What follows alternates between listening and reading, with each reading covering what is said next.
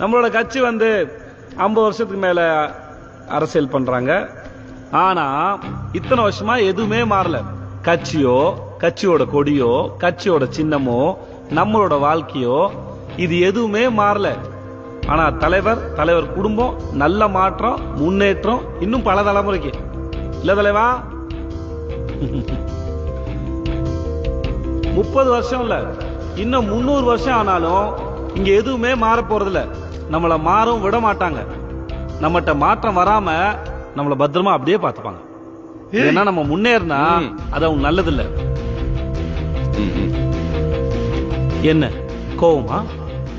சற்று ஓரமாய் போய் நில்லுங்க. நம்ம எதிர்பார்க்கிற அரசியல் இவங்களுக்கு புரியாது. ஆனா இவங்க நடத்துற அரசியல் என்னன்னா, ஜாதி கட்சி தலைவர் 2 பேரோட சிலையை திறந்து ஜாதியை காப்பாற்றுவது, நம்ம ஏரியாவில் இருக்கிற ஒரு தெருவுக்கு அவங்க கட்சியோட தலைவரோட பேரை வைக்கிறது, அப்படியே நம்ம தலையில மிளகா அரைக்கிறது, 5 வருஷங்களோட ஓட்டு கேட்கறது.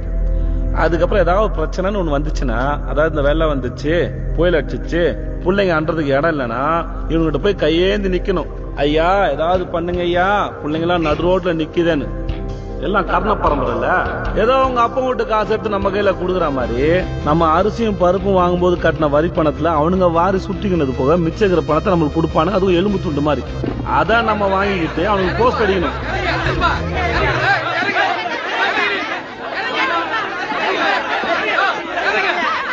நான் பேசுறது உங்களுக்காக இல்ல, கரை வேட்டி கட்டி அழுக்கா இருக்கிற உங்களுக்காக இல்ல. உங்களை நம்பி உங்க வீட்டுல உட்கார்ந்து இருக்காங்களே உங்களோட புள்ள குட்டிங்க, அடுத்த தலைமுறை, அவங்களுக்காக பேசுறேன். புரிஞ்சுக்க முயற்சி பண்ணுங்க.